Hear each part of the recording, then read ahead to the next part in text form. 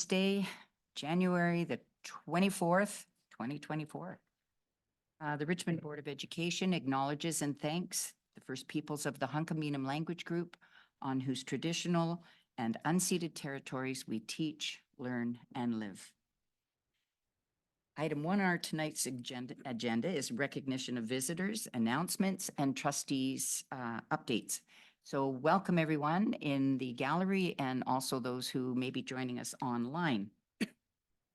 We do not have any presentations or briefs or special recognitions at this point, but we do have some announcements from our trustees. And go ahead, Trustee Hamaguchi. International Holocaust Remembrance Day, January 27th, 2024. January 27th marks the anniversary of the liberation of Auschwitz-Birkenau concentration camp as International Holocaust Remembrance Day. On this annual day of commemoration, the Richmond School District pays tribute to the memory of the victims of the Holocaust.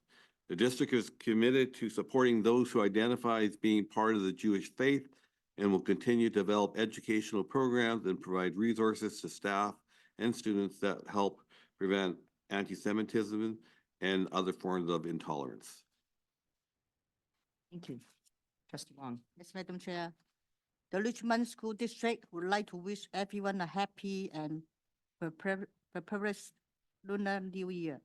Lunar New Year is a time for families to come together, exchange gifts, and feast on traditional foods. The celebration is steeped in ancient traditions, including lion and dragon dances, and the giving of red envelopes. Lunar New Year is also an opportunity to highlight and current contributions of the East and Southeast Asian communities who have helped make our country better, fairer, and more inclusive. These communities have played a vital role in shaping our diverse cultural landscape and continue to contribute to our economic, social, and political fabric. Thank you. Any other? Trustee Beliza. Thank you, Madam Chair, and good evening, everyone. Every February, our Canadians are invited to participate in Black History Month festivities and events that honor the legacy of Black Canadians and their communities. In our district, Black History Month is about teaching, learning, honoring, and celebrating Black excellence by highlighting Black people's resilience, innovation, and determination. As we work towards our strategic priority of equity and inclusion, students, teachers will engage in many learning opportunities that celebrate Black history. As the month progresses, our schools will share the learning so that the wider community can learn and celebrate together. Thank you. Trustee Yang. Thank you very much, Chairperson. January 29th is the anniversary date of the attack on Centre Culturel Islamique de Québec in Sainte-Foy in 2017, one of the deadliest mass shootings in Canadian history. On this day, the Richmond School District remembers the victims, their families, and the survivors of this attack. The district commits to taking a stand against hate by continuing to develop and offer opportunities for learning to help prevent racism and other forms of religious discrimination. Thank you. Trustee Sargent. Thank you very much, Madam Chair.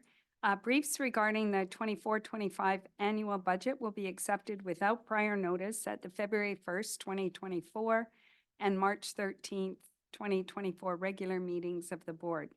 Please note that budget updates will be made available on the district's website, and all budget feedback will be considered by the board as part of the budget process, which is anticipated to be completed by April 24, 2024. Thank you. Thank you. Madam Secretary Treasurer, are there any materials not included in packages available to the public? Chairperson, all materials have been published and available to the public on the district's website. Thank you. Thank you. We'll now go on to adoption of the agenda. If there are any additions or corrections to the agenda, Seeing none, may I have a mover and a seconder? Trustee Yang and seconded by trustee Sergeant. All those in favor? Opposed? Carried. And again, as I mentioned, out of order, we do not have any presentations, briefs, or special recognition this evening. And we now have time for questions from the public.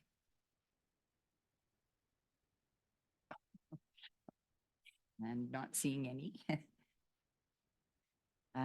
We have our executive report. Superintendent Yusi. Well, thank you very much, Madam Chair and trustees.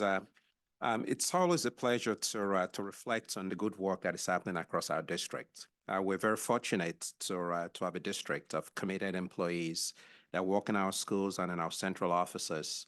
And I have the unique pleasure of seeing this firsthand daily. And I know that trustees from time to time do visit schools with me, and you get to see that not only during our visits, but different times. And I just want to reflect on just last week, we had 2 days, as the board is well aware, snow days.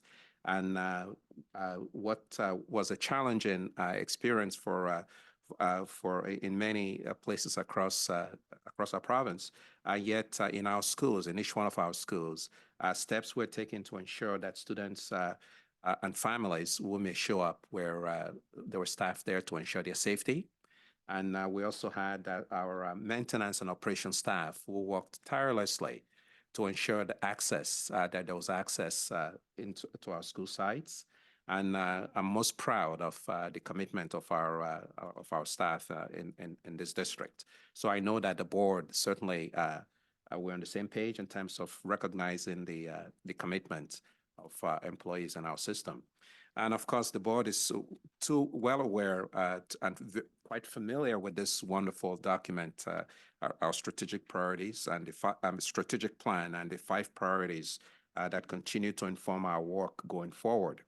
And when you look at the document, it shows faces of our students and our staff, and and how we work together to make to ensure that students and families receive not only the best education, but certainly that the supports that families have come to expect from our district is one that continues to be we'll continue to take seriously. So again, of course, with gratitude to our families for the continued cooperation.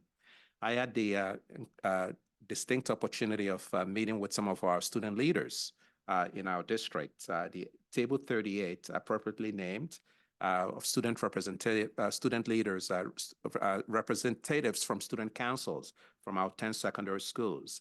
And I think you will get to see them in action momentarily in terms of the work that happens. Of course, we value student voice, and student voice continue to be good guidance for us as we do our work, not only at the school level, but certainly at the district level.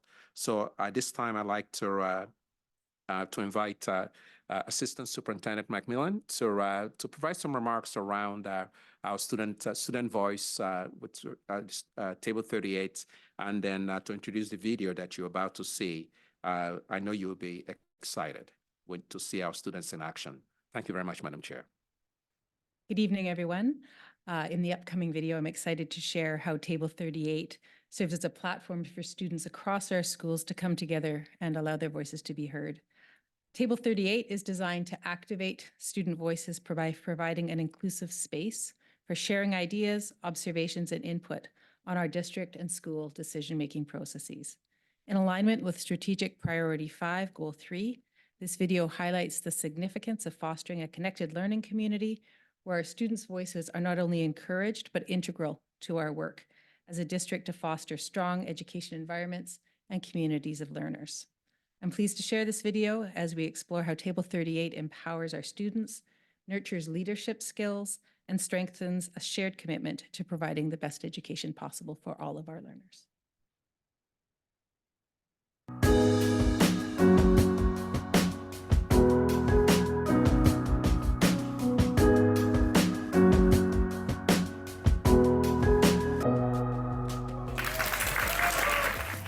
We need to come together and share our perspectives, which is what Table 38 has led us to.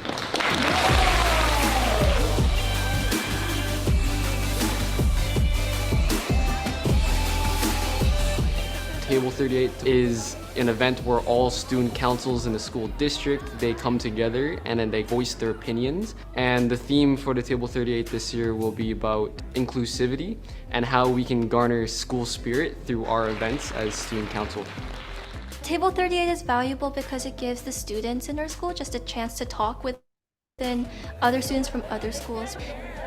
We're able to collaborate on ideas, just gain knowledge from one another. Just being able to learn on different ways we can take care of situations is very important. We're just able to broaden our knowledge and learn from one another. We like to start off with an icebreaker just to get everything flowing, just to let all the students get to know one another. Sometimes we'll have a guest speaker. Specifically for today, we have the new superintendent, Mr. Yusi, coming in. He's just going to share with all the students a bit of knowledge about his current journey through leadership, and so we're able to gain knowledge from him as well. Leadership is about inspiring others. To be an effective leader, you have to be committed to a group, a community. After that, we usually go into our activity. Specifically today, we're talking about school spirit as well as school inclusivity. So we're giving people prompts, and within these prompts, there is a problem. Not only are we able to come up with ideas, we're also able to apply these into our schools ourselves. And hopefully students will be able to come out with some solutions to problems they might be facing themselves. We'll all come out with new ideas and just know one another better. Mobility issue within the school. As students, we don't just want to be led, we want to be leaders in the future. And in order to be leaders, we have to be able to voice our opinions and we have to be able to inspire change. They have so many great ideas and so many questions about things, and so it's just listening to those and giving them feedback about how to pursue those questions at their school, who they might be able to connect with, what is the proper avenue for that, is it an email, is it a phone call, is it a meeting, and giving them just that structure in order to raise their voice so it can be heard in a way that will be received well. I feel extremely valued as a person, as a student. Our voices are being heard. We are very thankful and happy that the people in charge come to our event and listen to us and listen to the wide range of perspectives that we have to bring.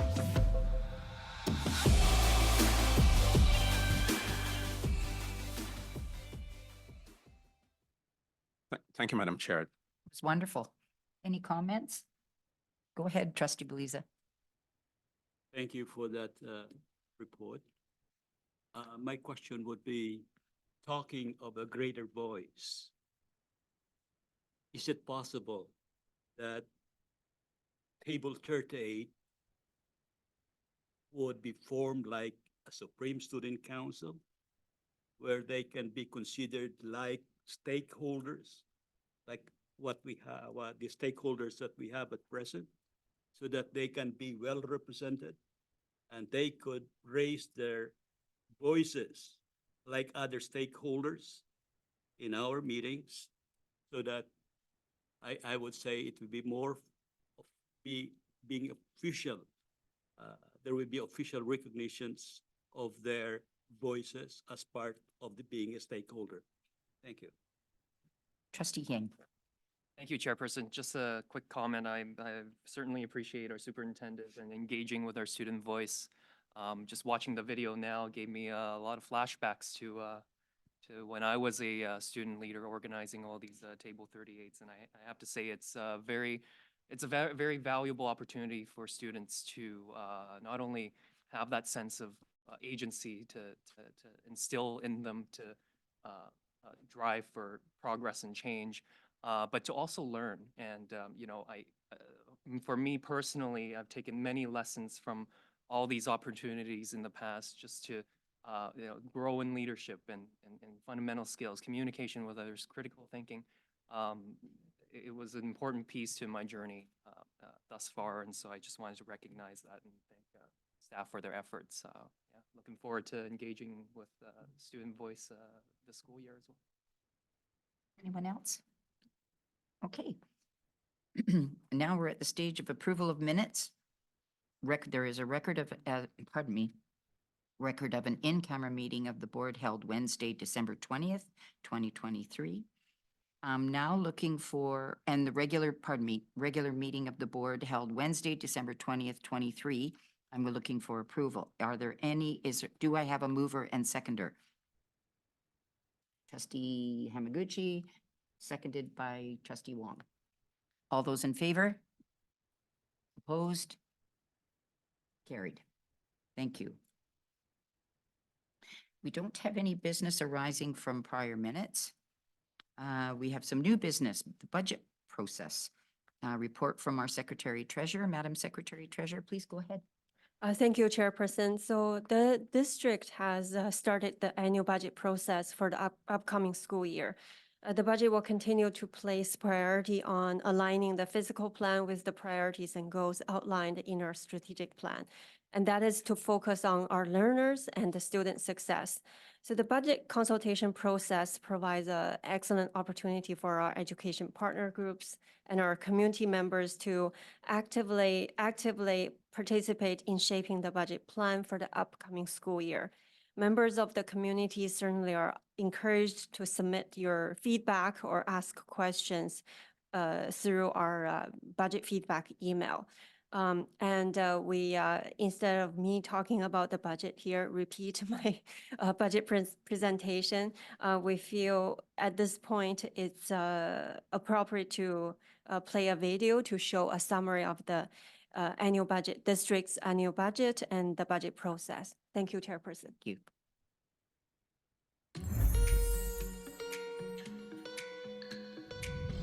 As we begin planning for the 2024-2025 annual budget, we are looking for your feedback. Budget decisions are based on the guiding principles established by the Board of Education and are intended to support our 5 strategic plan priorities. 1. Inspired learners. 2. Equity and inclusion. 3. Optimized facilities and technology. 4. A progressive workplace. 5. A connect.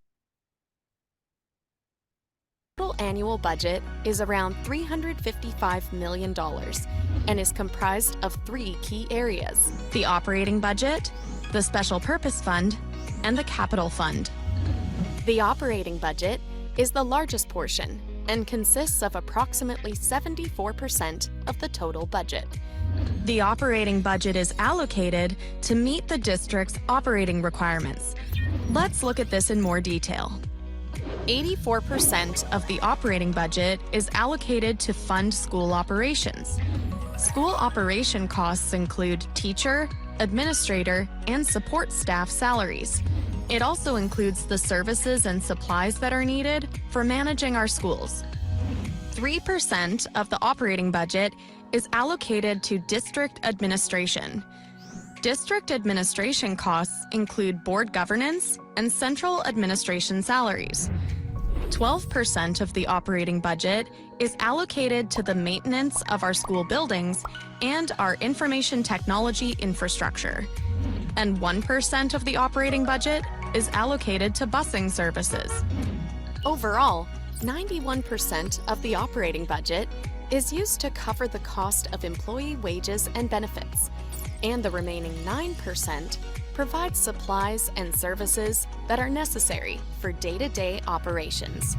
As part of the district's ongoing financial planning, funds have been set aside for future expenditures, such as computer needs, technology upgrades, equipment update, and unplanned emergency costs. The district has a healthy level of accumulated reserves and currently has $6.6 million set aside to help with one-time expenditures such as planned future projects, board-funded capital projects, and contingencies.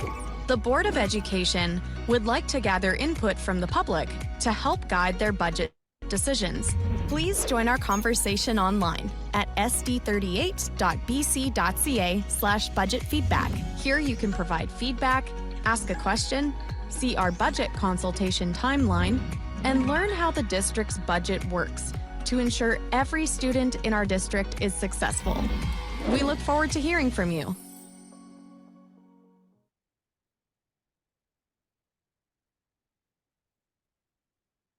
Any questions? Go ahead, Trustee Sargent. Wow, fantastic. I love it. I don't think we've ever done a video like that. So Really appreciate it. It's simple, it's easy to understand because people are busy people. They have lots of other things going on, looking after their own budgets. But it was very clear, concise, and kind of fun. So I just want to applaud staff for doing that. Great job. Thank you. Trustee Beliza, Thank followed you, by Madam Chair. Just a point of observation. We talked about student voice. And we are talking about budget consultation. And we are talking about budget advisory working group meetings. I don't know if it is possible or is it appropriate to invite comment from this table 38, for example, or official representative from the student council or from the students about their future, when as a matter of fact, our primary obligation is to enhance student learning, student outcome, or student achievement. And the very important sector of our school district are the students. Would it be nice for us to listen to them, their needs, if not the numerical or the figures about budget, but their needs and their priorities? Would it be nice for us to listen their concerns and their priorities to help us making sure that our budget will primarily enhance their education, especially that one of the goals is to develop their individual potential. Thank you. Trustee Hamaguchi. I just want to talk about the video and that, I've sat through budgets for the last 9 years and it does tend to get dry after a while, the same things over and over again. And so it's so nice to be able to present it in this way because I think people look and they'll remember some of the details as opposed to me spewing out the whole sort of diatribe of how the budget works. Great job. And I think, I hope we do more of this because I think it's a very effective way of educating and entertaining the people out there. Thank you. Okay, we have career programs next. Presentation from Ravinder Johal, Director of Instruction, Student Services and Data Analytics, Terry Lockhart, District Coordinator, and Peter Thackeray, District Facilitator.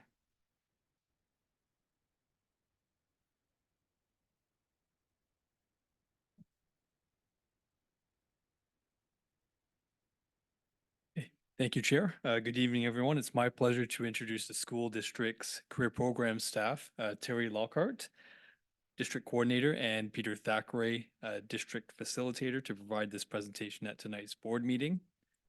The work of career programs is connected to a number of key priorities in the Board of Education strategic plan, as well of career program staff. And with that, I'll pass it over to Terry and Peter. Thank you very much for having us tonight, to the board and to the senior management. We really appreciate you giving us the time to have a voice here tonight.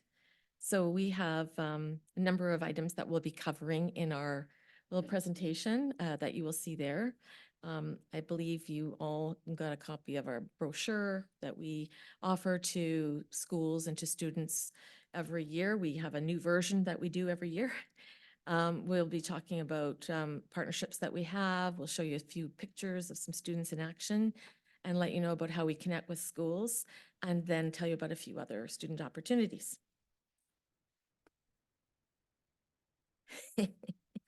So there's the brochure. The first section of it that you see covers our what we call train and trades dual credit programs. And when we talk about dual credit, what that means is that students are taking a post-secondary program where we are partnering with a post-secondary institute, and students get not only certification through that post-secondary for a particular program, but they get credits for their high school electives. So there's where the dual credentialing or credits come in. So we offer a lot of different trade options and opportunities for students who may have a variety of different skills and a variety of different interests. And so we guide them sometimes toward one that might be better suited to them. Or we also have some students that will come to us and say, do you offer? And we had a couple of those this year where we didn't have seats in a particular program, but we were able to work with our post-secondary partner and secure a seat for 2 students in 2 different programs that they're in now. So students that take these programs, they are these particular ones on this slide are trade-based programs.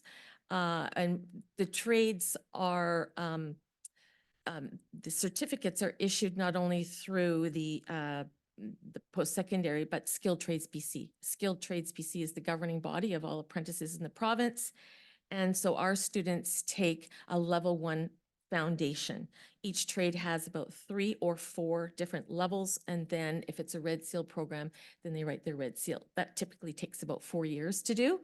So our students are taking their first year or their first level or foundation with our program. So they're well on their way, starting in a career area that gives them a lot of different skills and makes them job ready when they are ready to step out of the actual technical training, the classroom training component. So I guess we'll go on to the next slide. We have some other non-trade based programs that we're excited about, and some of them are relatively new, thanks to some grant funding that we have received through the Ministry of Education and Childcare.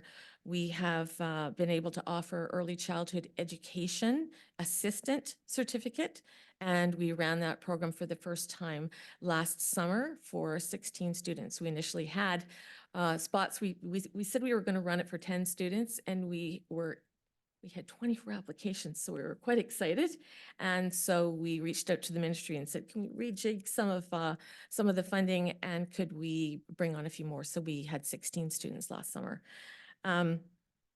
We are partnering with Vancouver Community College and are offering students an opportunity to apply to take the medical lab assistant certificate through them or a healthcare assistant certificate.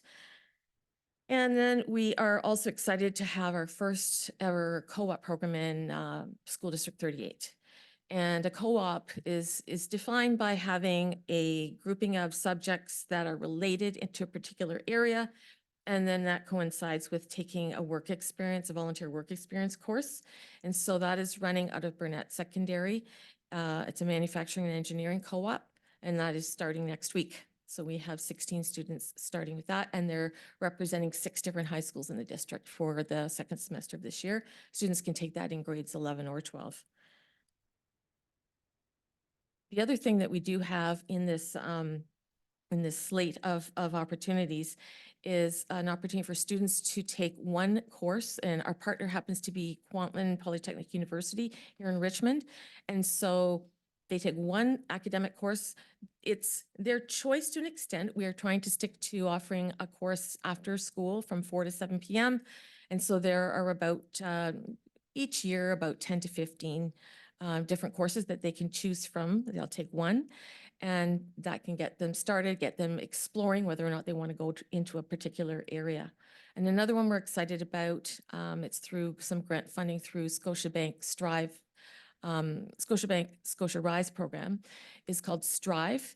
And it is a program for students to take an academic KPU course, have their tuition paid, and they're in a cohort. So it's actually just wrapped up about 25 minutes ago here at our Richmond campus. And students, we have about 30 students this year. And the nice thing about this program is we have a cohort, and the program is available to students who are not necessarily on the track to do a dogwood. So there is a lot of wraparound support in the classroom, and we encourage students of all abilities and interests to take this particular course when they may have not thought that they would ever take a university course. So we're excited about that.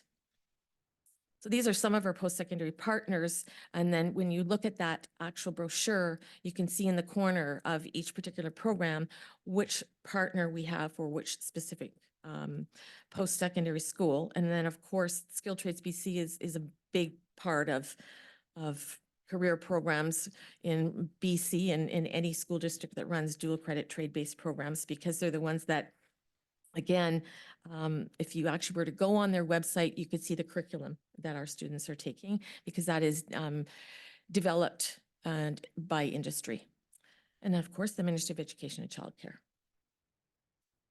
So another program that is a sort of a partner to the classroom training is when a student does a level, in order to go on to their next level, typically they would have to get some work training, work-based training before they would go on and do their level 2 in a particular trade. And so we have something called Youth Work in Trades, and Peter can speak to that because he spearheads that and supports students.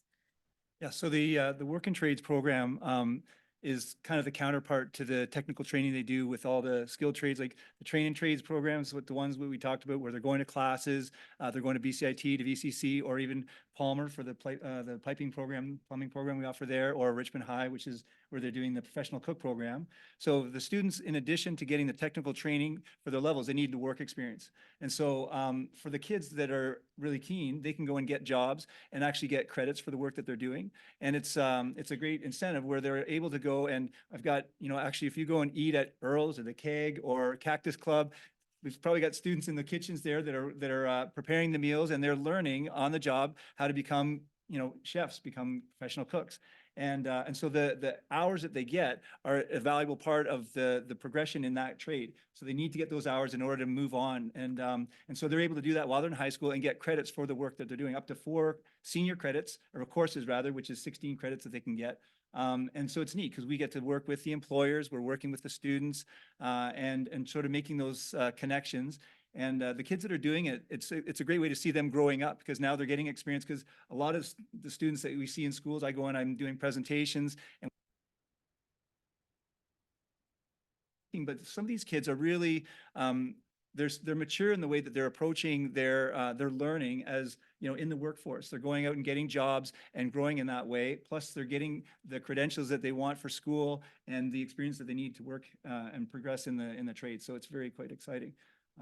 Yeah, so that's the Work and Trades program. Just looking here, you can see these are students that are in 2 of our satellite programs. Most of the programs we offer, the students will go to the post-secondary school they'll go to BCIT, they'll go to VCC. But here, our professional cook program, as I said, is at Richmond. Our chef is a VCC chef and instructor, so he is now working at the school. And then on the right is our professional, our plumbing program, which is in the middle. It's tough to see her, but Raven Hillenbrand is our instructor for the plumbing program, and she works with the Piping Industry College, which is out on Annacis Island. So she gets sort of brought in here, and she works out of Palmer, and so she's done a fantastic job. We've really enjoyed having her working with the students in the class, and she is, very engaging. But anyway, she does a great job. The partnerships we have with the different post-secondaries is a valuable one that we're continuing to try to build and expand, and especially, and Terry will talk about it later, with the growing dual credit programs. We're looking at really expanding the opportunities that are available to students. In addition to these students, if I can, there we go. Sorry, I jumped ahead one there. I don't know if you can back it up. Go back one. Yeah, There we so, go. yeah, so again, just pictures of some of our students in action where, at the top left there, we've got a student who's working as a heavy-duty mechanic. This is the training they're doing. They're all in their training trades programs. And so the learning, again, it's very hands-on. In the past, some people would think, well, trades is for students who can't, or students who aren't going on in their academic pursuits. But we're finding today it's actually, it's not the case at all. And so, some of the students that are going into these programs are very academically inclined, but they really are hands-on kids, and they really enjoy that kind of environment. So they're not students who want to be necessarily sitting at a desk. They want to be out doing stuff, solving problems, getting out there. And, I'll ask kids, when they're in their grade 11, 12 year, or what are they going to do? And they want to go into business, for example. I say, so what kind of business do you want to do? No. And so this is a great opportunity for students, because, if they get the red seal in a trade, I mean, now they've got skills. They start to expand on that. They take on an apprentice themselves, Well, now you've got a business, right? Now you've got somebody that you're employing, and then that grows from there. And the potential for them in terms of the financial potential is extraordinary. Like these are people who are, you know, the innovators, the movers and shakers of tomorrow, because they've got the skills to know and understand what goes on in the trenches. At the same time, they're able to employ people and grow companies that are thriving in our economy. So, and again, today, you can see that the demands are so high. We've got employers, people are calling me and saying, you know, well, we need people. How do we get students into these different trades? So they're looking for students now that can step into a trade program and start helping out, you know, in the economy right away. Once the students finish these programs, mostly they're grade 12 students. We do have some that are in grade 11, but they'll graduate from high school, they get their diploma, and they're walking into a job right away, you know, and a well-paying job, and one that has potential for even more growth. So it's very exciting to see these kids, many of whom, like I said, have been disenchanted by school in different ways, and others who are like totally engaged in school. And here they are now going into the workforce right out of high school. And, you know, while their counterparts are maybe spending tens of thousands of dollars going to, you know, university, these students are making that money and learning you know, while they are earning money. So they're learning and earning at the same time. It's very exciting. Anyway. Again, these are some of the pictures for some of our current programs, and I'll let Terry talk. Yeah, we just, when we have events coming up, such as a parent information evening, or we have applications due, or a new program. So last year for ECE, as an example, the one in the bottom left was our poster to distribute to schools and get on our website to get the word out for our class, for students to apply. And that is our class in the middle. For ECE, it was last July at Steveston, London. It was very nice because the post-secondary partner was able to come and the kids didn't have to travel outside of Richmond School District. The top middle, the purple one is our poster for our MEC. We'll call it MEC. It's not Mountain Equipment Co-op. It's our Manufacturing and Engineering Co-op program. And the CNC mill that is on the desk that the student is looking at we have been fortunate to have some significant donations, about $26,000 worth of equipment for the MEC program provided to us. So that was great to get that rolling. So how do we get our information out to schools? Oh, there's that one. Sorry, you can yeah, you go for that one. Well, you can see from the pictures here, so the ones on the left-hand side are from the RCMP Youth Academy, which is something that we have been connected to for getting close to 30 years now. And for the most part, well, many of those years, it was with the Lower Mainland organization, and we would get together and we'd have schools from around the Lower Mainland going out to Chilliwack and doing the camp out there, like the RCMP Youth Academy. It got shut down around COVID time. Understandably, there were things going on with that. The Richmond RCMP stepped up and have done a fantastic job. So they've taken this on. So we are offering it to Richmond students exclusively, and it allows for more Richmond students to have this experience. We'll have up to 32 students that'll take part in this program. It's where they get to go, and it's almost like going to Depot, or or Depot, if you like, where they're getting a boot camp experience of RCMP. So they're learning about different strategies for how they manage crises, for domestic violence situations, drug interdictions, traffic stuff, all kinds of things.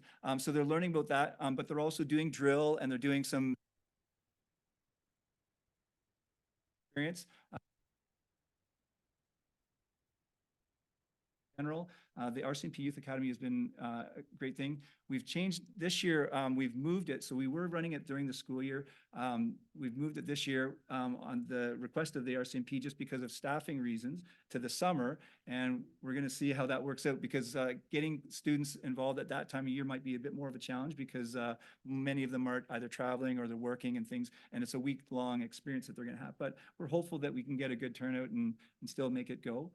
And then the picture on the top right there, that's a student who's receiving one of the scholarship awards at the end of the year. He's in the electricians program, and so we do have scholarship awards for some of these students, which helps to recognize the excellent work that they're doing in these post-secondary programs. Again, they're dual credits, so they're getting post-secondary credits as well as their high school credits. And then on the bottom, some more students from plumbing program, for example, who are receiving, and this was at the City Works Yard, and an award that they had provided, a scholarship award that they had provided for a couple of students who, again, had presented themselves as doing exceptional work. And so it's nice to be able to recognize them with these financial awards and things as well. So. We're really thankful to get the scholarship opportunities from various donators. And we were just notified this week that the City of Richmond, we've been able to secure a couple of scholarships for students year after year after year. And so they confirmed an increase of it yesterday. So that was very exciting news. So how do we connect schools with all of this information? We do a variety of different things. So we have assemblies that Peter has been doing those in the 10 different high schools. And we typically target the grade 10 and 11 students because students go into programs in grades 11 or 12. So we want to hit them at around that age. Of course, our website and most of the information, if not all, is there. A number of years ago, we had inserted into all of the high schools in or near all counseling areas what we call our slat board, that black board in the middle. It's about 4 by 3 feet, and we have grab and go spots on that, but we also have some of those posters that I was showing you on, we were showing you on some of those slides.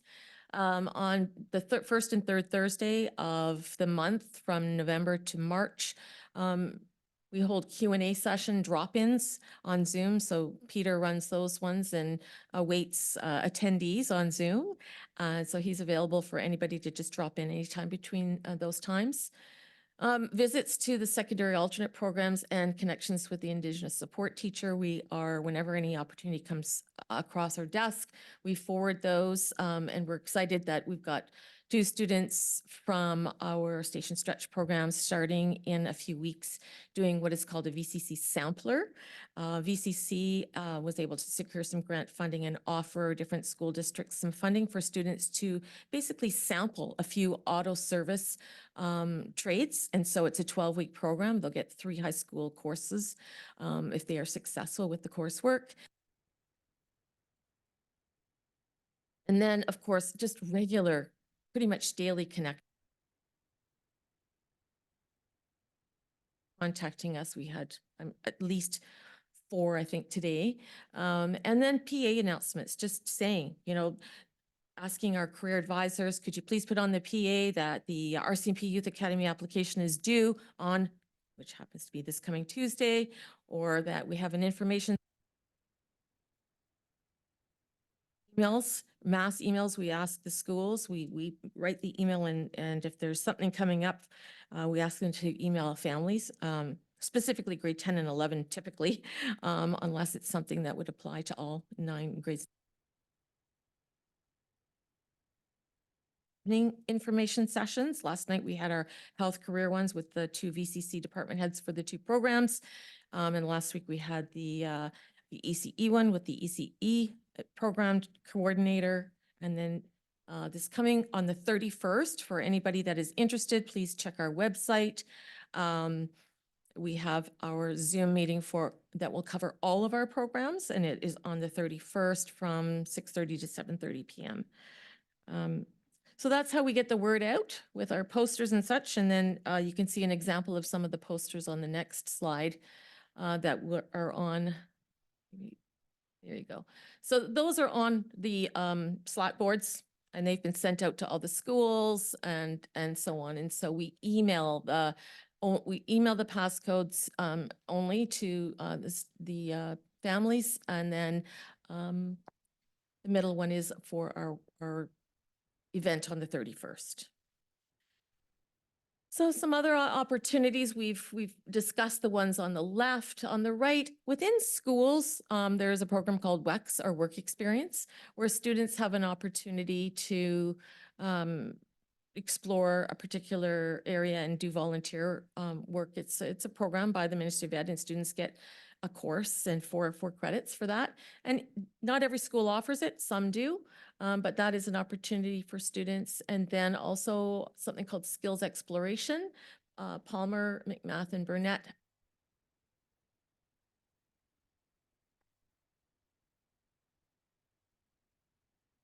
different areas that all sort of blend together. So for example, they might do a big module on carpentry and then electrical and then plumbing and as well safety. And that's funded by the ministry, obviously for the block funding, but there is $100 given to us by Skilled Trades BC for every student that's registered in an SDX course. And I think we're just ready for questions at this point. We really appreciate your time. I think we've hopefully covered it. Questions or comments? Trustee Beliza? Thank you, Madam Chair. And thank you for this very comprehensive report. And I'm very glad. It's awesome to have pathways for developing individual students' individual potential and make them inspired learners under our strategic priority. I guess I'd like to start. What are the areas for considerations in trying to offer this different program? Like, is this being supported by the labor market, demand? Or is there student input in terms of what kind of programs or careers that would, I guess, part of their objective?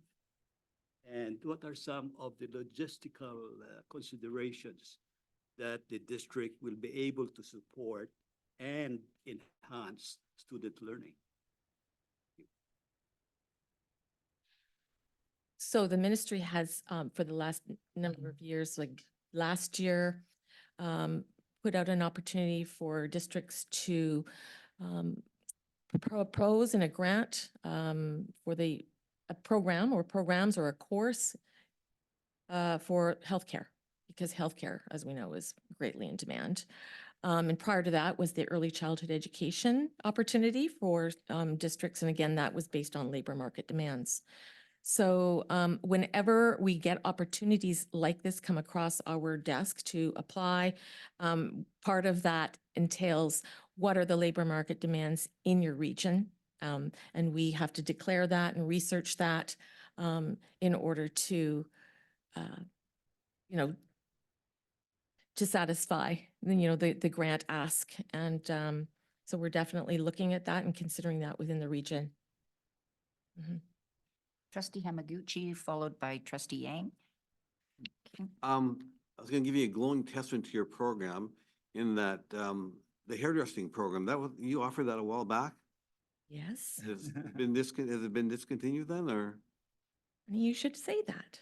You should ask. We've been looking into reviving it in a different way, and we've been talking about what happens is, just like last year, we had a student come to us and their parent and say, my child would like to get into HVAC. And we're like, well, HVAC isn't a trade, but you could go into refrigeration and get into HVAC that way. So you saw one of those pictures showed our student who's currently at BCIT in the refrigeration technician, air conditioning technician program at BCIT.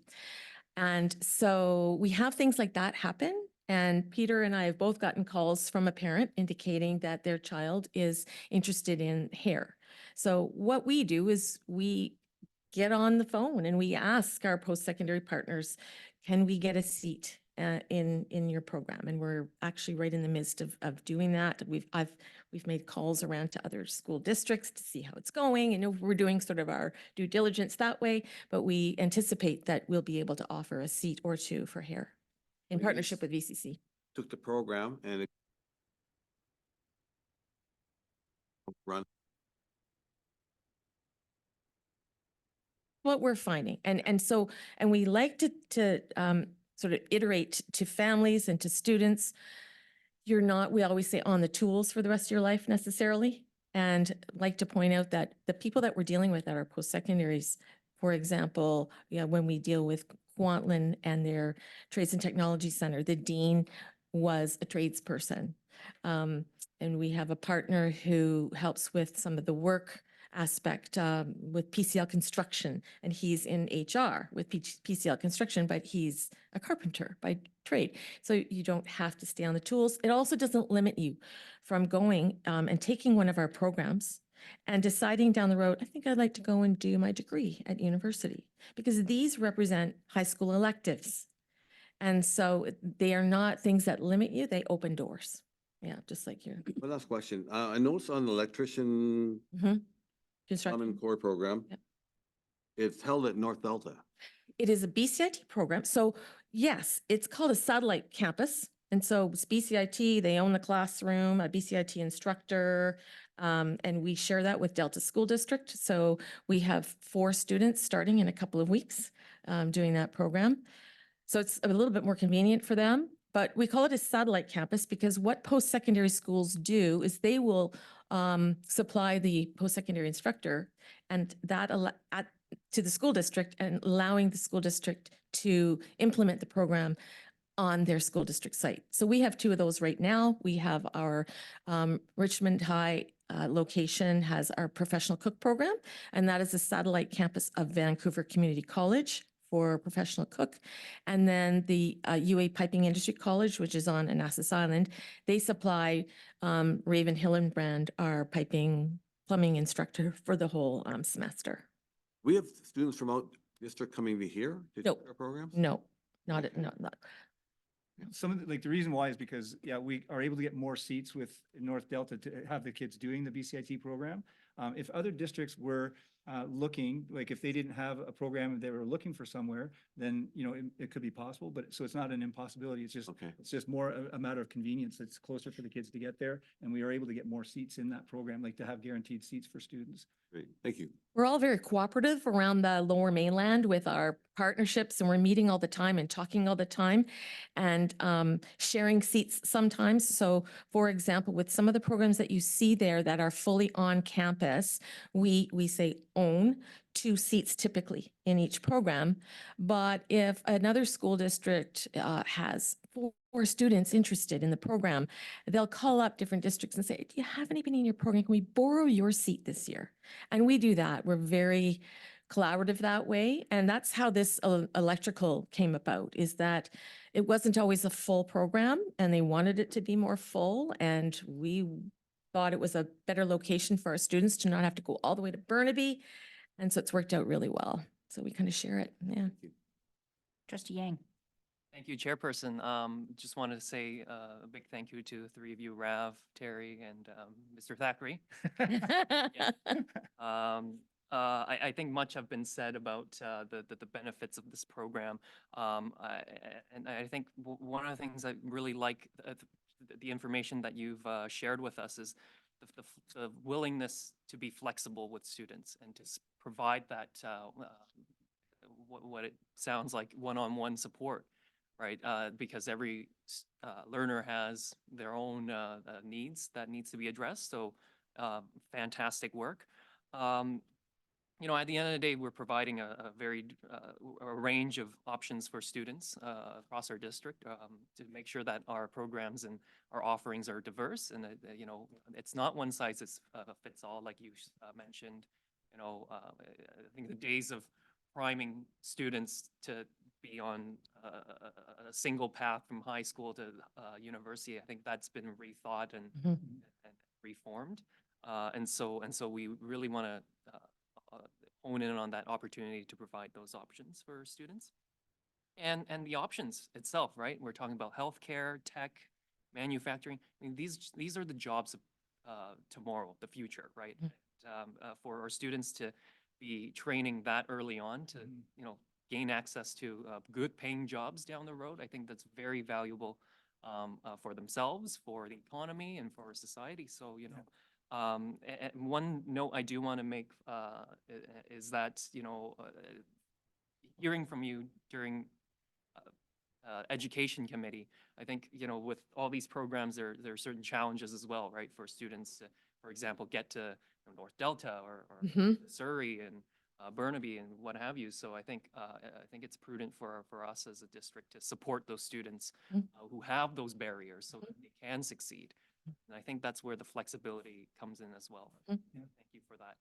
Yeah, and just keep up the great work. Yeah, thank you. Very fascinated to see that and looking forward to see what's. Could I add to that?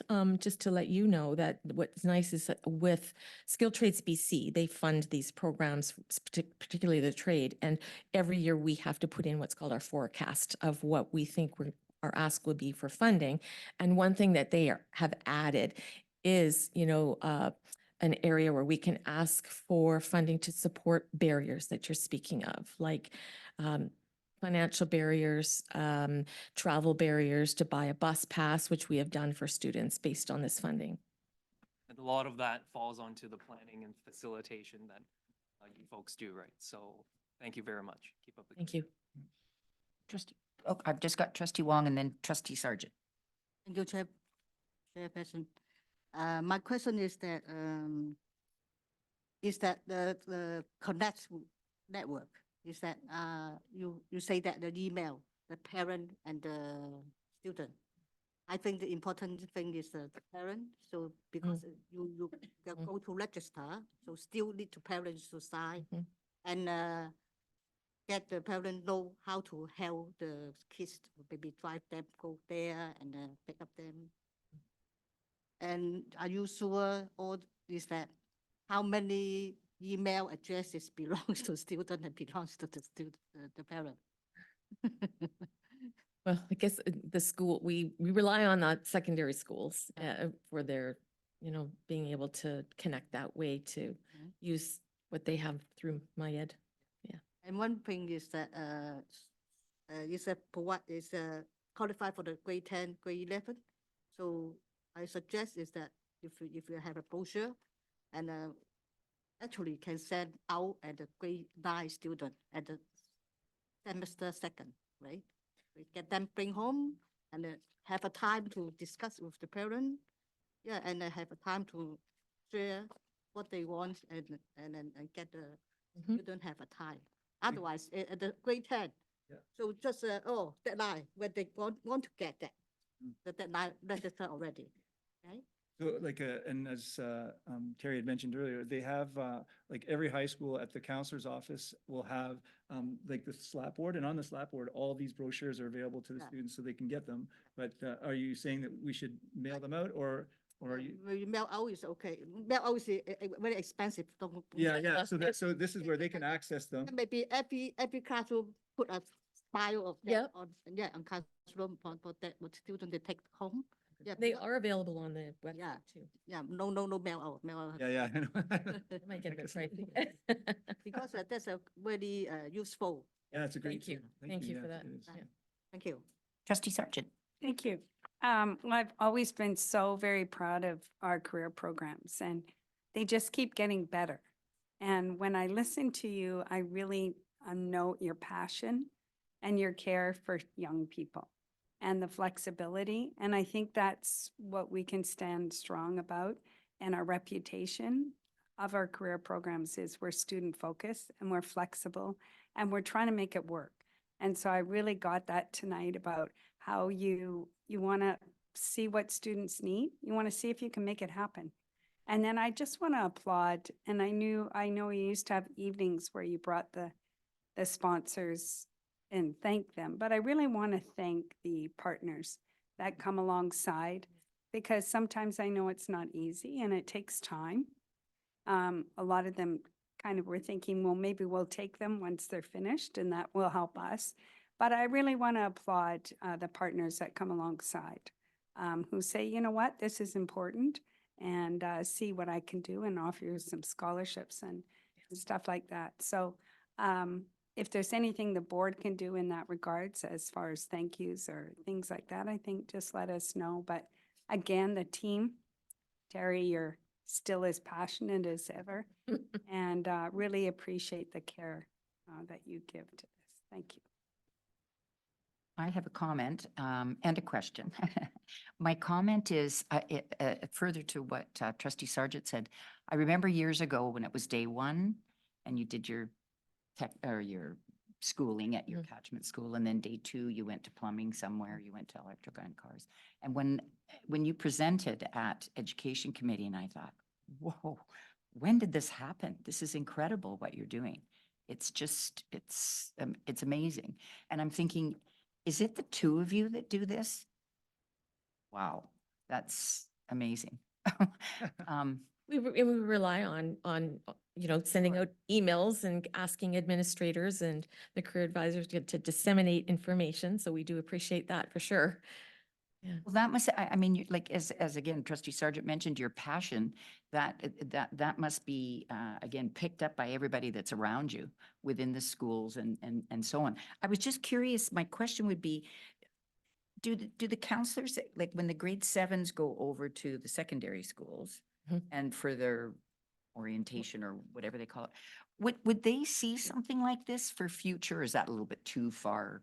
I'm just curious, like, would there be, It's been tried oh, yeah, and it's almost a bit too early. sure, okay. Yeah. I was just we- curious. We have gone to some of those information nights where it's mostly the grade 8 parents coming. It's just that little bit.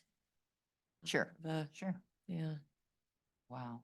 Well, it's amazing. It's just, it's really wonderful what Thank you're doing and like everybody, and the fact that, like, when you mentioned wraparound support for kids and sort of breaking that stigma of, gee, I'm not sure what I'm going to do. Will I go to, and the pride that must be felt by everyone. And you can certainly see just a little bit of excitement with you two. I mean, it's, you can't, go ahead, trustee Thank Beliza. you, Madam Chair. Thank you for the good work. And I have comment and question. First, this is a potential area for consideration, not only that the students are being provided a pathway for work, but an opportunity to become an entrepreneur. Mhm. Yeah. You know, if we could Absolutely. add flavor to this program, because if we are training students to become workers, I think they deserve to have more. And in this country, I find that self-employed business people, entrepreneurs, I think have more potential for their pursuit of happiness and for their, development of their potential. So that's another area that I would like to comment. If we can stress more and have more pathways to that, would be much appreciated. And secondly, talking to some principals, some of the courses before are canceled for lack of students. For example, if we have in McNair, we have in other high schools, there are only 7 individuals or students. How could we consolidate, make sure that the what they like would not be canceled? What is the subject that they canceled? And another observation, we don't have any career for financial services, which, some of our, I think, graduates like to pursue, and sometimes they cannot afford in college, but how could they find ways that they could have job in financial services? Thank you. Thank you very much for your work and for your dedication and your creativity of thinking and being out there. Thank you. Thank you again for having us. Oh, Appreciate it. thank you for coming.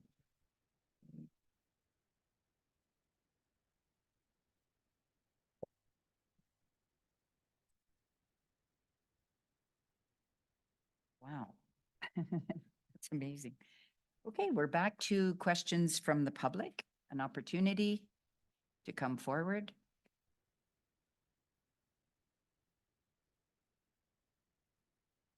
Thank you, Ms. Badgers.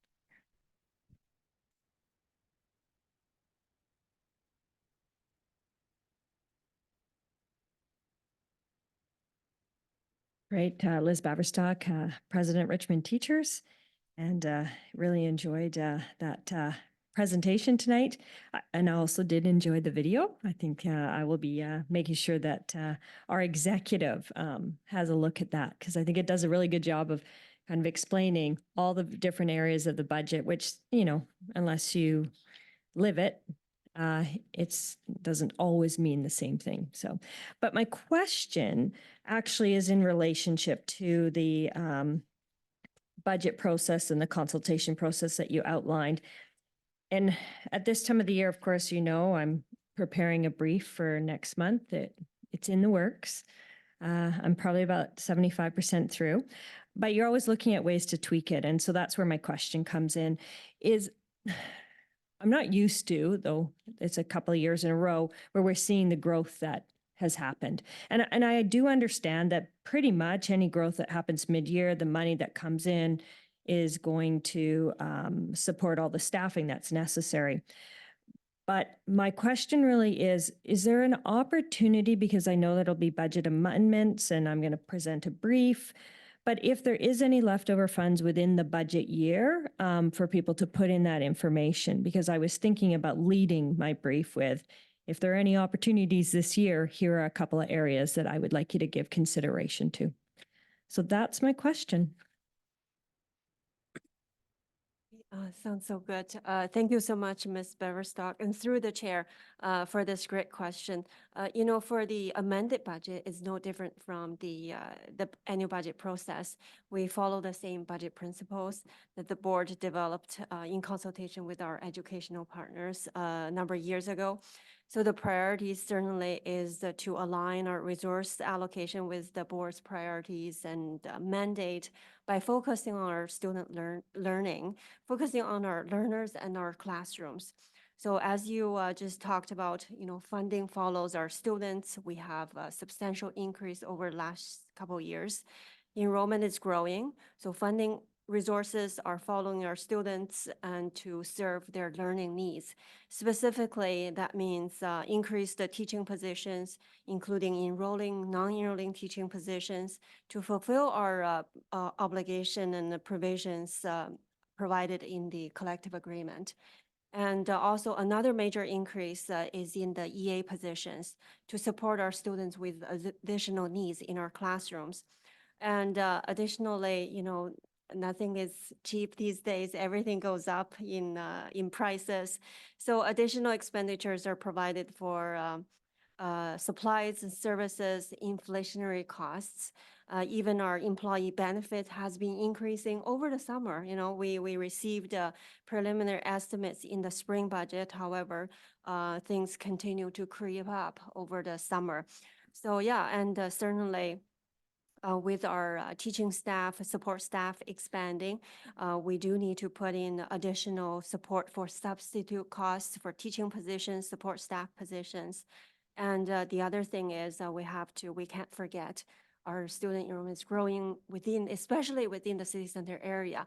So a portion of that, as you alluded to, you know, when we have a little bit surplus, we have to relocate that surplus funds to support the operating costs for relocating some portables from other schools to our city center areas.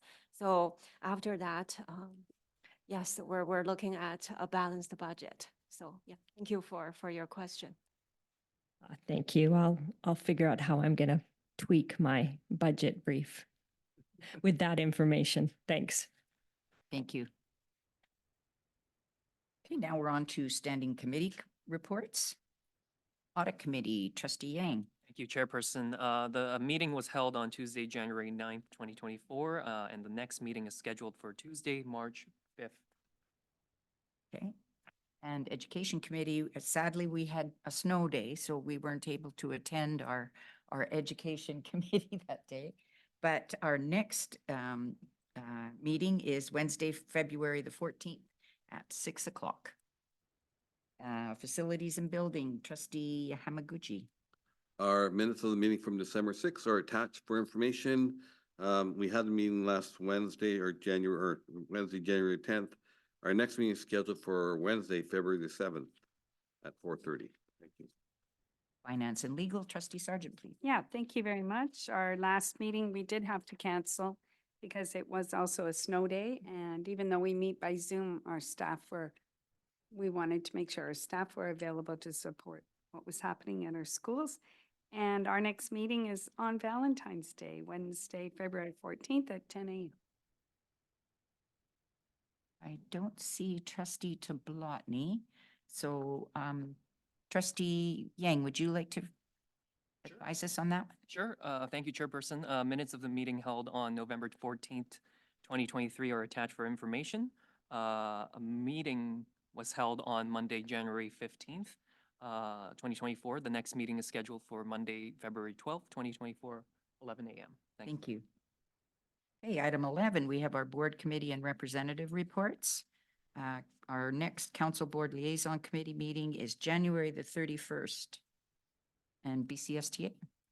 Thank you, Chairperson. So the Provincial Council will be held virtually on February 24th. And as the representative, the registration has been complete and we're looking forward to that. And then just to let colleagues know about some dates that are coming up. For the annual general meeting, substantive motions are due February 16th. And our registration will begin for the AGM on February 28th. So just some key dates to keep in mind. Thank you. And BCPC, trustee Sargent. No. No. Oh, no, sorry, I'm sorry. I was just at a meeting. Sorry, yes, trustee Beliza. In the absence of Debbie, the BCPC annual general meeting is scheduled tomorrow, and I'm registered to attend. That's great, thank you. And our next item is correspondence. We have nothing for action, for information. We received the letter from the mayor in response to the board's advocacy letter regarding our city center school sites, which I don't have a date. I can't remember. I think we received it just at the end of December, sort of, or just before break. Any comments or questions? Trustees, I'm not quite sure which one. Okay, trustee Yang. Thank you, Chairperson.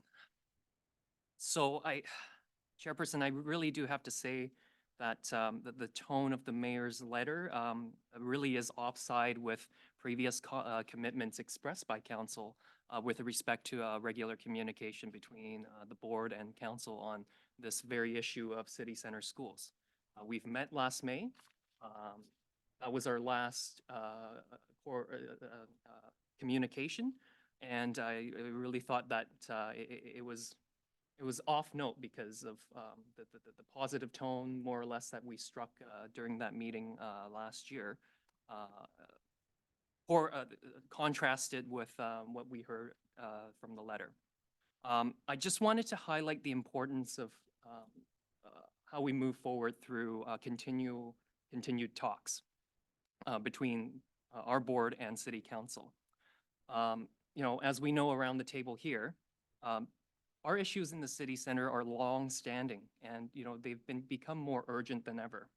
I can tell you from a school visit this week at Richmond Secondary, between changeover in classes, students and staff are shoulder to shoulder as they are exchanging between blocks. That really does tell you the urgency. It paints a picture because our high schools are overcrowding, our elementary schools are overcrowding, and this is certainly a prolonged issue that we faced in the district. And so it certainly deserves more attention and time of all local decision makers. Furthermore, I think the bridging of the information gaps that we've seen is super important as well, because from last May until now, it has been some time. And so for the two institutions to be asymmetrical in the information that we have is not responsible governments, in my opinion. I think we also need to understand that establishing common and clear understanding on the issues as it stands is also very important.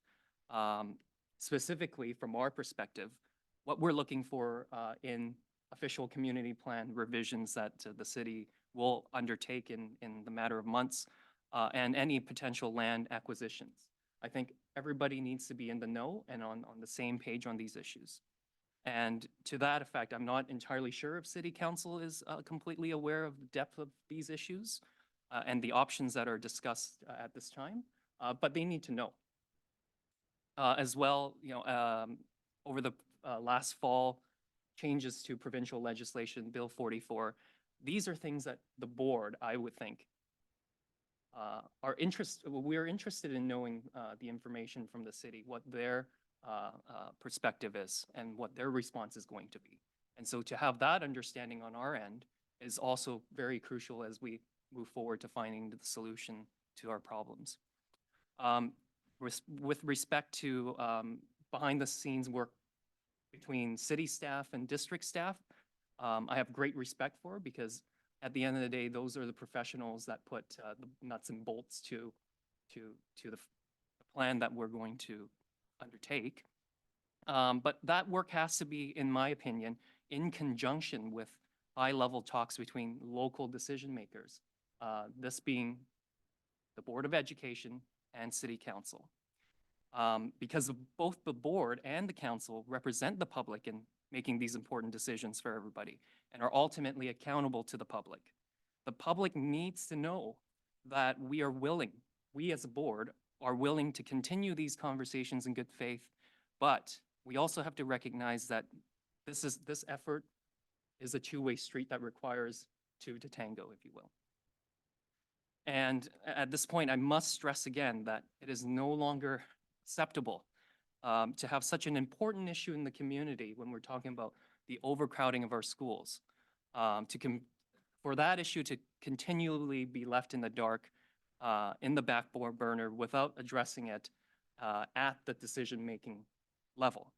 We need to get serious about this issue now more than ever. Chairperson, this is why I have a motion I'm prepared to move after some comments on the floor, and I'd be happy to do that once you see fit. Do you want to move a motion now, or you're?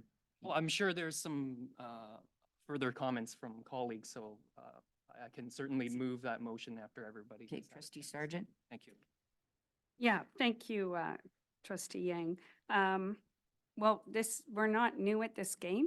I recently found two documents that I presented as I was board chair at the day.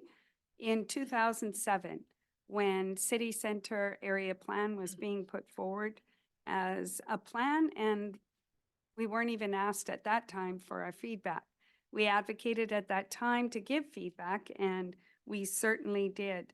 So I was reading through the documents from 2007, and they're exactly the same place where we are today.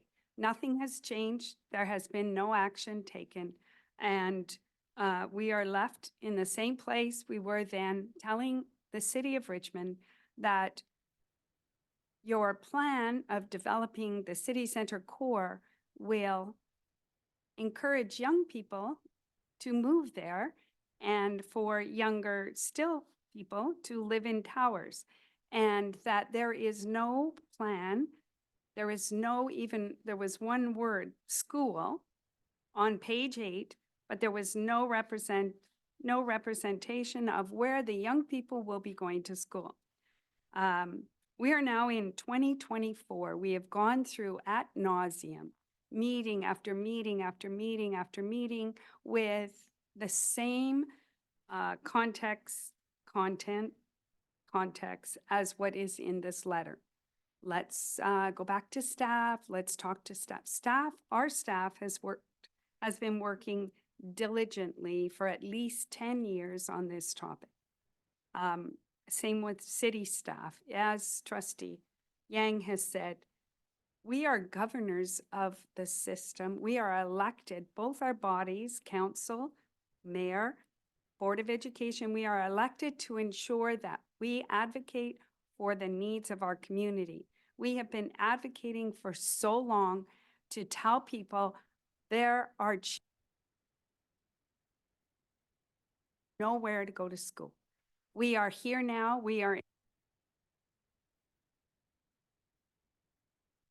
People are passing the story around to everybody else except owning it themselves. The OCP, there will be a new OCP that will be written And we are going to advocate pretty hard to be at that table to ensure that this does not happen again. I think it is extremely disappointing, the reply that we received from the letter. We have gone through every normal process of working respectfully with our city and our partners to ensure that we can maybe come together and try and solve this issue. This isn't our issue. The school board's only people that have to pay attention to this. This is our issue in the city of Richmond. Where are young people going to go to school? We don't even have enough to space in other schools to bus kids. Why are the children of City Center School not as valuable as all the other children that are all over our city? It is time. Enough time, enough meetings. We need action. And I support the motion that Trustee Yang is going to present, but we have to go even further, that we have to call upon our elected officials. The public need to know that I would predict in 2 or 3 years, as you can see with Brighouse and Cook, and excuse me for going on too long, we just got, and we're all happy that we're putting 6 modulars on the side of a school. I'm not happy. That's not a way to appease, to say, okay, city-centered children here, oh, your gym time will be maybe a quarter of the time of all the other children in the district. It's unacceptable. And the mayor and council, if you're going to accept development dollars and develop the city core, I can look out the window right now and see so many towers, then you are also responsible for creating spaces and helping the school board. We're not asking you to pay for them. We're asking you, there is no land to even put a school on. We are asking you for help. And this board is going to take stronger action. And we are calling upon the mayor and council, along with our MLAs, to meet with us so that we can co-plan and ensure the young people of Richmond in city center are still as important as all the other children in this district. Thank you. Are there any other questions or comments? Trustee Hamaguchi? You know, I have no problem supporting this motion and, you know, stepping up a bit in terms of bringing this issue more to the forefront, although I don't know if we can do that any more than we've already done. But at the same time too, I guess I want to listen to our staff. And if the staff is saying, we're good right now, the letter you sent out, the letter sent to the City Hall went over really well, and now we're moving on things. Maybe, are we moving fast enough? Don't know, but that's where I would like staff and our superintendent's input on, because as I said, I mean, I have no problems, you know, presenting or supporting this motion or going to a City Hall meeting or whatever. But at the same time too, I don't want to negate any of the work that staff is doing. If you're making headway with where things, you know, with this issue, then let's keep going. You know, I look back at the seismic issues we had years ago, or we still have them, but you know, it wasn't until we got a new executive director of, I forget what his long title. Anyways, Frank came in, built relationships, and all of a sudden we're getting schools now.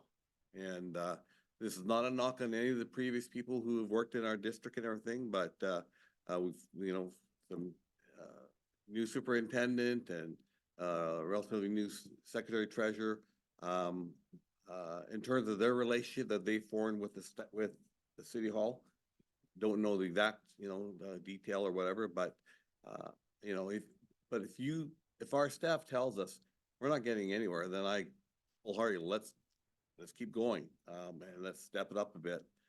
But I would really like to hear from our staff as to whether, you know, we need to pull this out now or hang on a bit, so, you know, your opinion is very important, because we do the governance, the operational stuff, you know, is in your ballpark. So Thank you.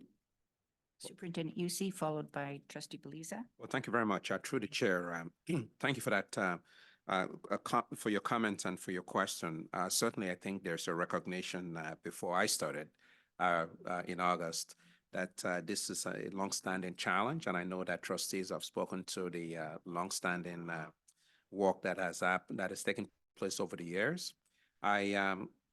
From the staff's perspective, we continue to do our due diligence in terms of working with city staff to really advance this goal. At the same time, I recognize that as governors of the system, that the board also is faced with this challenge that has been ongoing.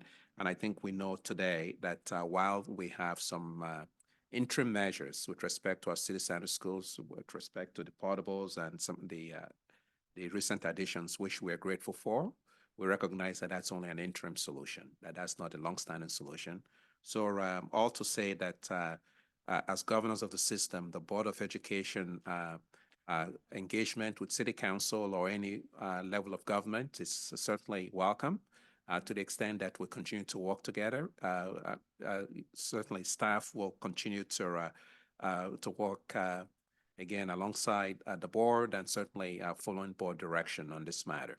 So that's a long way of saying that staff will continue to do the work that and to continue to build those relationships and to do the work that is necessary, but recognizing that the effort of the board in responding to the immediate needs of students and families in our city center is one that certainly bodes well, recognizing that this challenge is not going away. We know that a year from now, we're going to be faced with increased numbers at city center. And so we are very much hopeful that the work that we are doing currently, certainly alongside the board's advocacy, will certainly support that. So that would be my take on the matter, recognizing that this is not a simple solution, but one that would require continuous effort on all fronts, both staff and on the boards. Thank you. Thank you. Trustee Beliza. Thank you, Madam Chair. First, the letter of the mayor doesn't preclude us from having an effective advocacy. But before we advocate, we should have some specific plan that is specific, measurable, and realistic in terms of doing it. So when I say specific plan, we need some recommendation from the staff. What's the plan of the district in building a city center? We need an area close to the city center. So are there properties from the city that we could exchange or land exchanges possible? So I think the staff could recommend some specific within that regard that would, I guess, solve the city center issues that we have in terms of building a school. Now, I think if we have a specific plan, it's easy to advocate. We can go and advocate in any meetings of the city council in that regard, but we don't want to be questioned whether we have a plan or not. So we have something to present to them that offer a kind of solution to the existing problem that we have. Now, the question is, are we prepared to do that?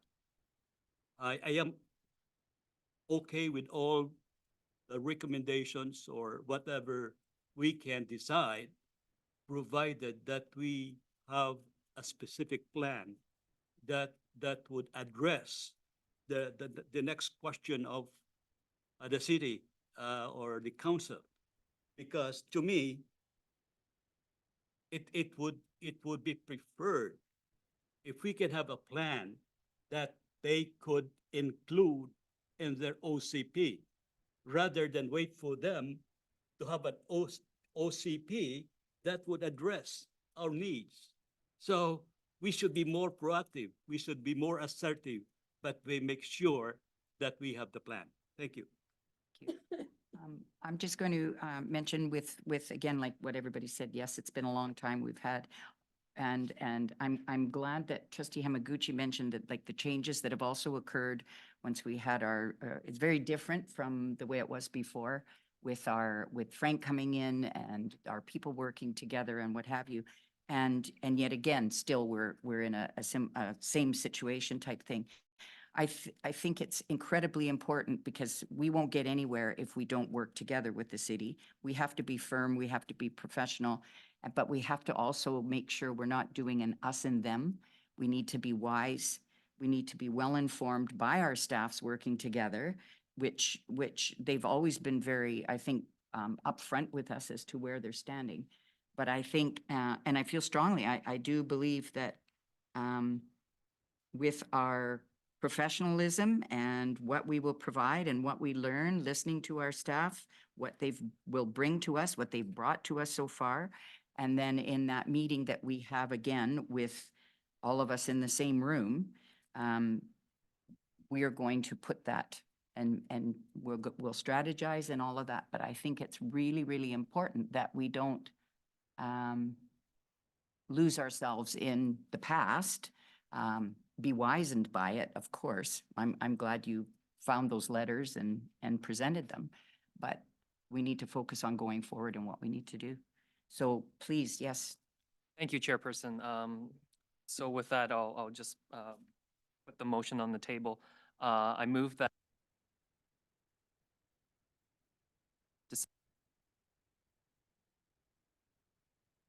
once again, write to mayor and council to request a meeting.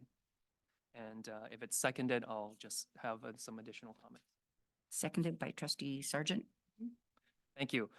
So some of the points that have been brought to the floor tonight, I think district staff has continually provided solutions to us as trustees through various plans, workshops, reports, and all of this is public information. And so to Trustee Belize's points, yes, we have things in the drawer that we can present. We have tools available and we have ideas.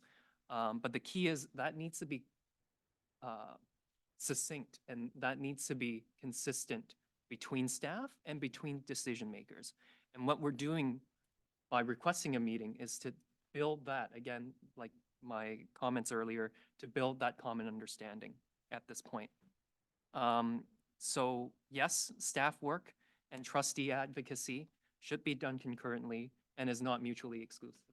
By doing both at the same time, we're really putting real effort in addressing this issue and working together with the city. And, you know, at the end of the day, I hope this message to council this time is really a message to say that, hey, we as trustees, we continue to wish to engage in good faith. And that's why we welcome an opportunity to sit down with all of you to have these conversations. So let's do that. Let's sit down together and let's build that common knowledge and bridge some of the knowledge gaps that we have among us. With that, I'll leave it at that. Thanks. Trustee Sargent. Thank you. Well, I support the request again to meet with mayor and council because, as been noted, I think it's really important. And I just want to note something about looking at the past. I think it's very important when you're working with another entity to realize where you have come from and what you have done already.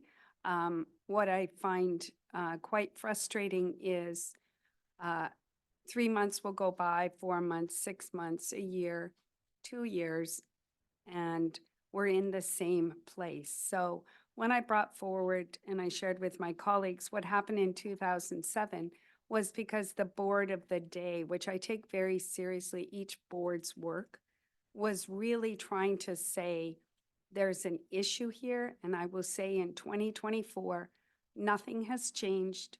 We are still in the same place, and we will always work professionally, but we have to be firm in our ask. And I think it's important for this board to, this isn't beginning work.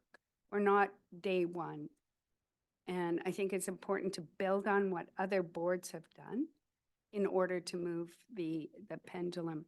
And I think it's important for mayor and council to do the same, because before you know it, our term will be over and some other board will come on and say, oh, what happened?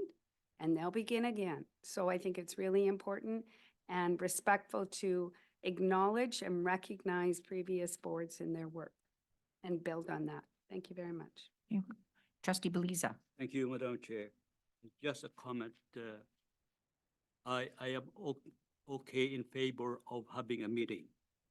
But what would be the agenda of the meeting? What can we achieve in real terms?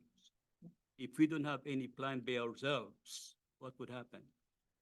So we just keep on meeting and meeting. But I would suggest that we should, as a district, we should meet, discuss a specific proposal or plan for the city. And then a plan that could withstand the test of time. That a new board can continue to advocate. That's what we need, because we had been talking to them for all these years. I remember since 2011. And what happened? If we don't have any specific plan to accomplish, I think the same thing will happen in the next 10 years. So we need really the help of our staff to recommend based on real terms, so that this is the thing that we can advocate for the city to help us in whatever, capacity they could. And we could even have, I think, do some political campaign or, political, I guess, advocacy not only in the city, but also in the province, because we need land and we don't have the money. And we need, also area and the money to go along with it. So we need all the support of the city and the provincial government. But we need to have a plan, a specific one that is done in, with all this requirement to make it a reality. Thank you. Thank you. Any other questions or comments? Go ahead, Trustee Wong. Thank you, Chairperson. So you need to let the city know that the taxpayer have to pay the money, and the school is the infrastructure in the city. That's they are responsible with school board partner with have a city center new school. Yeah, and now I can see that from June of 2023, we have improvement with the staff and the staff the relationship, and so many have a meeting and have a progress and provide some just like optional for us. So need to go forward. Yeah, still need to have a good relationship. Thank you. Any other questions or? Do you want to just read it one more time, Trustee Yang? Sure thing. So again, the motion reads that further to the mayor